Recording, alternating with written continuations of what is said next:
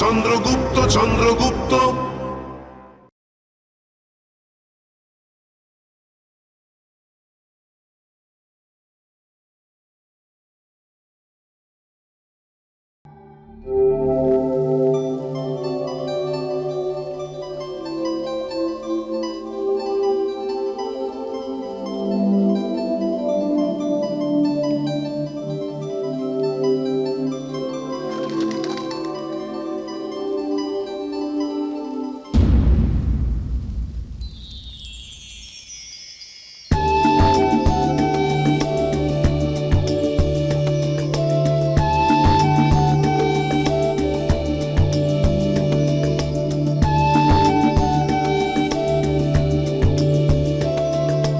क्षमा कीजिए।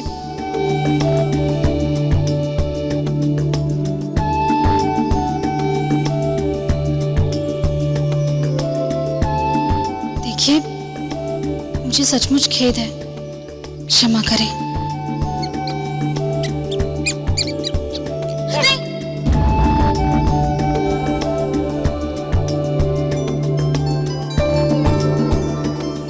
आप अभी क्या कर रहे थे? कोई ऐसे भोले भाले मूक प्राणी के साथ ऐसे निष्ठुरता करता है क्या? इसे अगर पीड़ा हुई, दर्द का एहसास हुआ, तो ये किसे जाकर बताएगा? बताइए। हाँ हाँ,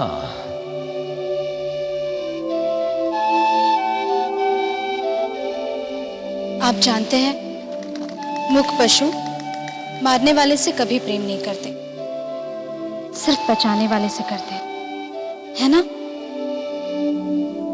जी जी जी, सर्वथा उचित कहा आपने।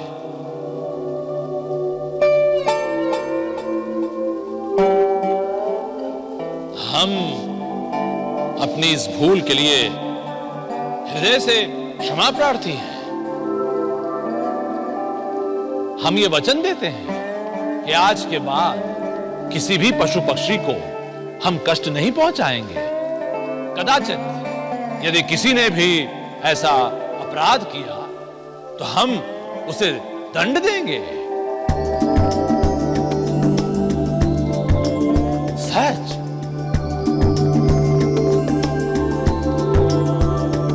दंड? क्यों? क्यों?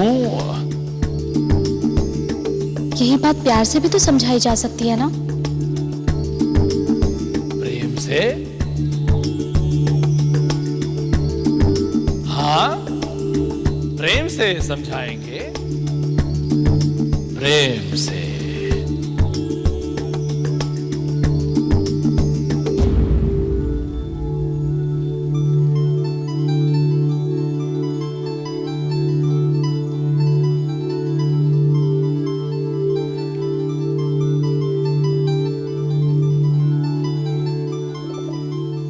महाराज, कोई समस्या तो नहीं है? समस्या?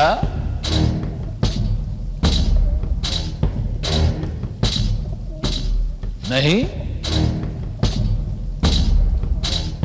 हमें आज्ञा दीजिए। प्रणाम।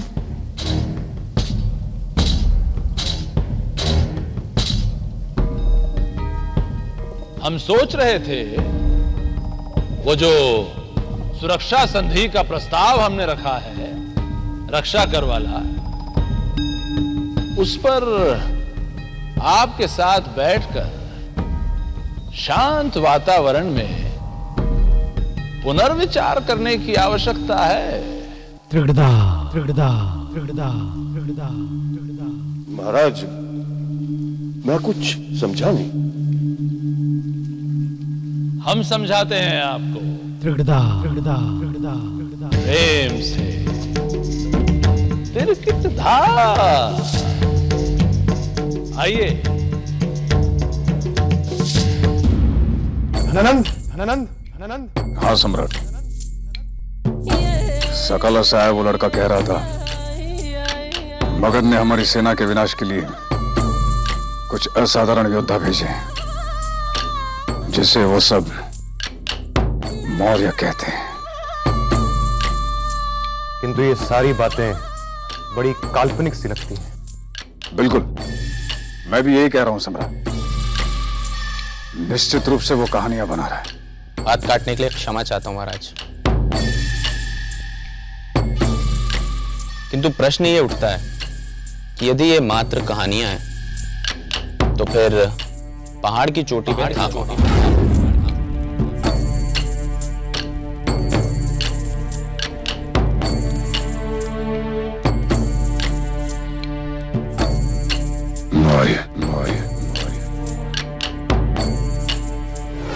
कोई भी हो सकता है वो, इसमें क्या है?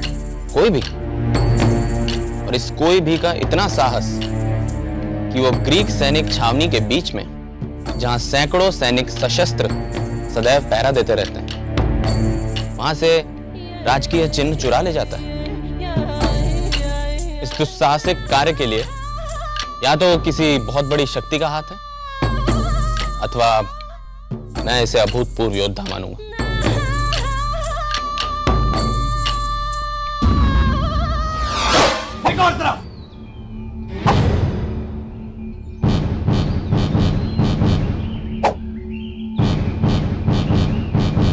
उसे अभूतपूर्व योद्धा बताकर आप मेरे सम्राट का अपमान कर रहे हैं कैलिस्थेनस।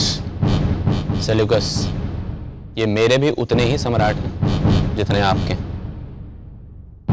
फिर भी बाहर जो सैनिक खड़े हैं, जिनके मन में सम्राट के प्रति उतनी ही आस्था है जितनी आप में और मुझ में है, सभी मन ही मन राजकीय चिन्ह के यूं जलने को देवताओं की तरफ से दिया गया पूरा संकेत मान रहे हैं, अपशकुन मान रहे हैं।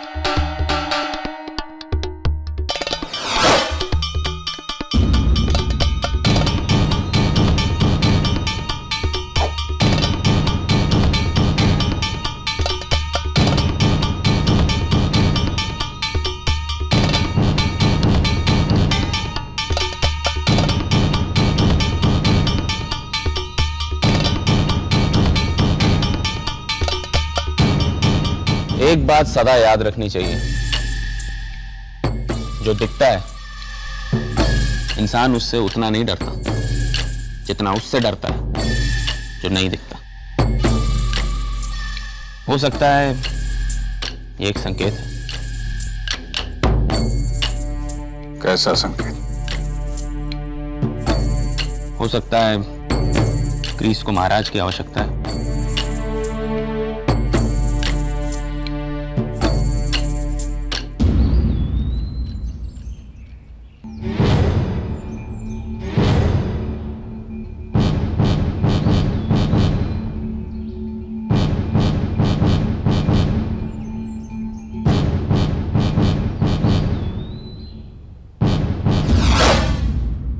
वैसे भी हमें मातृभूमि छोड़े कई वर्ष हो चुके हैं, और हो सकता है इस समय बजाय आगे आक्रमण करने के जो कुछ प्राप्त हुआ है उसे भविष्य के लिए व्यवस्थित और सुदृढ़ करने का हो। सम्राट, मैं तो कहता हूं आप इन बातों पर ना आए। ग्रीस तो हम वापस जाएंगे, किंतु इतने आगे आने के बाद इस धरती पर ग्रीस सेना और सिकंदर का परचम लहराए बिना हम वापस नहीं जाएंगे। मुझे नहीं पता मेरे छोटे भाई, मेरे बंधु क्यों इस बात को मान नहीं रहे हैं कि यह किसी साधारण व्यक्ति नहीं मान सकता मैं ये बात, क्योंकि जिस मौर्य ने हमारे सैनिकों और रक्षकों की आंखों में धूल झोंककर राज चिन्ह को उड़ाया। ढूंढ रहे सैनिक मेरे,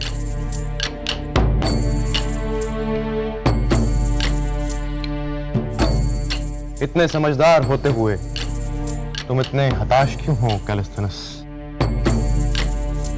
कहीं तुम्हारा भरोसा अपने सम्राट के प्रति डगमगा तो नहीं गया? नहीं मेरे सम्राट, किंतु मैं समय को रंग बदलते देख रहा हूं। लेकिन निर्णय समय को नहीं, निर्णय हमें लेने। कल क्या होगा इसका निर्णय हम करेंगे। मुझे बस थोड़ा सा समय दीजिए सम्राट।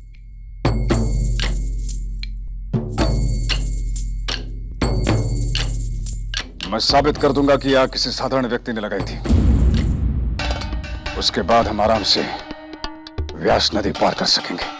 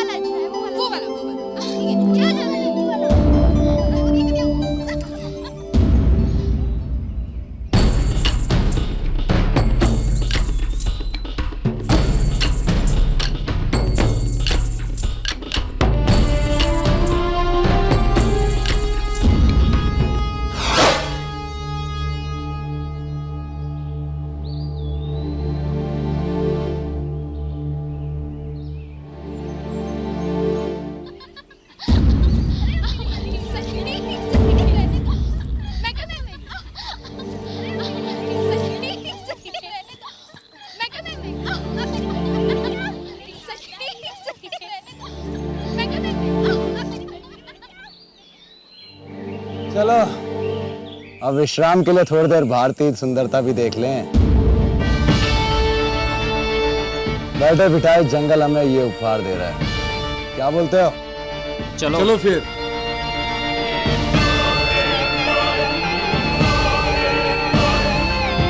ले लो आनंद, चलो।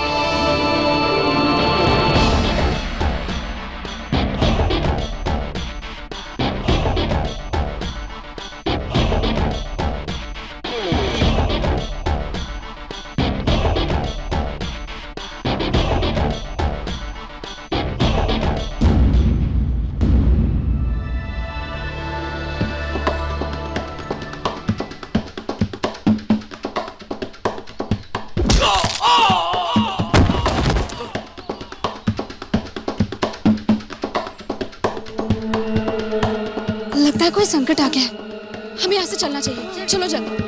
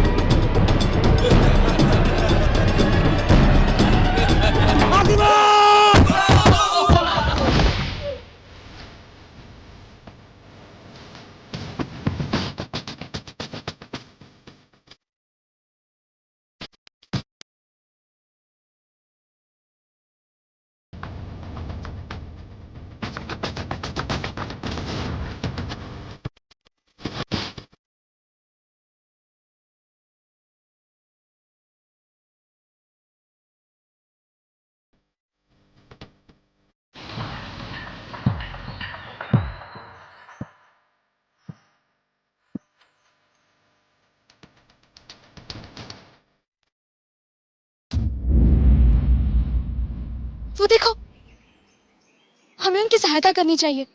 चलो जाकर सैनिकों को बुला कर लाते हैं। हाँ? राजकुमारी, राजकुमारी, राजकुमारी, चलो जल्दी, हम किसी की सहायता लेकर आते हैं। चलो।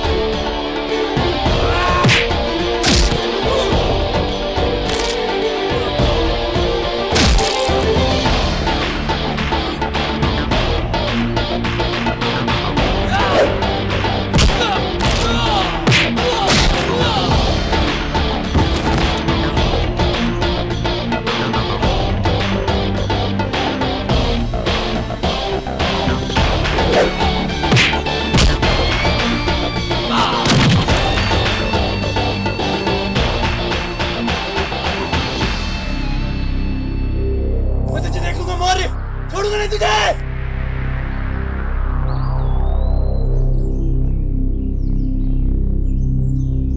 चलो यहाँ से। नहीं, छोड़ दो मुझे, दूर हटो, छोड़ो मैं तुम्हें। देखो ये लोग कभी भी वापस आ सकते हैं, चलो यहाँ से। नहीं, हम तुम्हारे साथ नहीं जा सकते, तुम हत्यारे हो।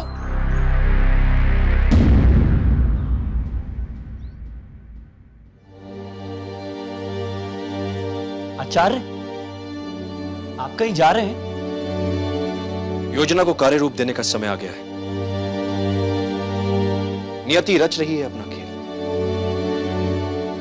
किंतु एक बात सदैव याद रखना, नियति मात्र संयोग नहीं, मनुष्य के समक्ष उपलब्ध एक विकल्प मात्र है। उचित समय पर उचित विकल्प का उपयोग ही बुद्धिमत्ता है। किंतु सब कुछ नियति के हाथों छोड़कर बैठने वाले लोग ना तो कभी कुछ बन पाते हैं और ना ही कुछ कर पाते हैं।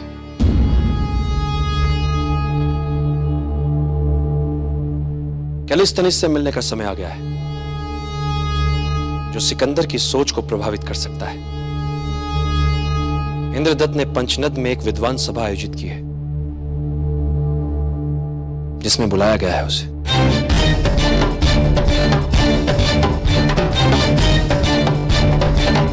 पर आचार्य, कैलिस्थनीस को इतनी आसानी से प्रभावित किया जा सकता है क्या? मनुष्य जब बुद्धि से तनाव में होता है, चिंताग्रस्त होता है,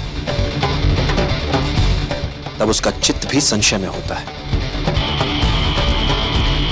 ऐसे समय में उसके मस्तिष्क उसकी बुद्धि से खेला जा सकता है, अपने विचार उस पर रोपे जा सकते हैं। मैंने सदा कहा है, वर्ष भर में फल चाहिए तो धान की बुवाई करो, 10 वर्षीय योजना हो तो पेड़ उगाओ, और योजना यदि जीवन भर की हो तो लोगों को शिक्षित करो।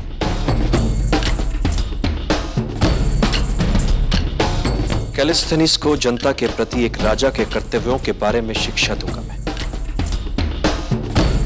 जो उसके मन के संशयों को हिलाएगी, उसके विचारों को जगाएगी। इन विचारों से प्रभावित कैलिस्थनीस से सिकंदर जब विचार विमर्श करेगा तो वो सिकंदर से कहेगा कि महाराज, जो आप कर रहे हैं वो अनुचित है। इस प्रकार वो सिकंदर के मन के भय को हवा देगा, उसे प्रेरित करेगा पीछे हटने के लिए। सिकंदर ने महाराज पूर्व पर आक्रमण करके उन्हें पराजित कर दिया। उत्तर में मैं सिकंदर पर आक्रमण करूंगा। अंतर मात्र इतना होगा कि सिकंदर ने उन पर तलवार से वार किया था और मैं सिकंदर पर बुद्धि से वार करूंगा।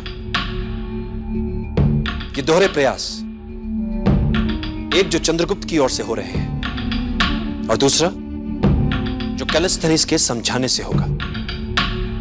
इन दोनों प्रयासों के कारण सिकंदर विवश हो जाएगा, व्यास नदी पार नहीं कर पाएगा और उसे वहां से पीछे हटना पड़ेगा।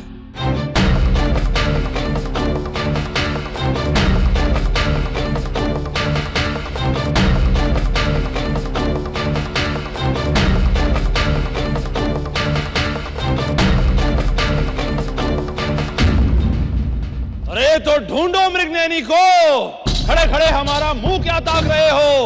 वन का चप्पा चप्पा छान मारो, जाओ और सुनो, हमारे सर्वश्रेष्ठ योद्धाओं को भी अपने साथ ले जाओ। यदि उन यवनों के साथ युद्ध करना पड़े तो कदापि पीछे नहीं हटना।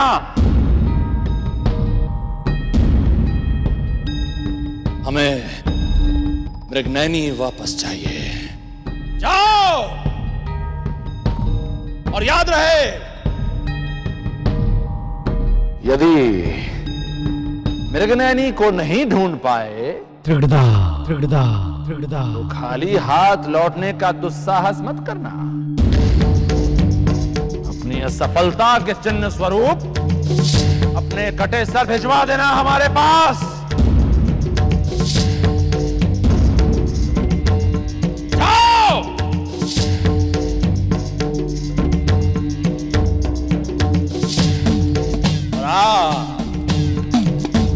जब जत्रसेन जी, आपने बिना सुरक्षा सैनिकों के राजकुमारी जी को भेज दिया अकेले। यदि उन्हें कुछ हो गया तो इस अपराध का उत्तरदायित्व कौन लेगा? बोलिए। महाराज, वैसा है कि इस सकाल के साथ कभी मेरी कोई समस्या रही ही नहीं। लोग सहजता से व्यास नदी पार करके एक दूसरे की सीमा में आते जाते रहते थे, और ये बरसों से चला आ रहा है। इसलिए राजकुमारी के साथ सुरक्षा सैनिक भेजने का प्रचलन कभी चला ही नहीं। अब समय बदल चुका है जत्रसेन जी, अब वो बात नहीं रही। व्यास नदी के उस पार यवनी पताकाएं आक्रमण करने के लिए फड़फड़ा रही हैं, और आप हमारी मैत्री संधि को भूल गए। आप भूल गए कि आपको सुरक्षा देने के बदले में हमने आपसे क्या मांगा था? बोलिए।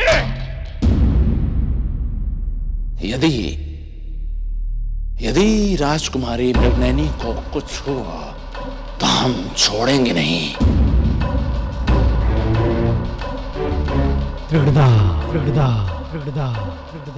यवनों को कुचल कर रख देंगे, उन्हें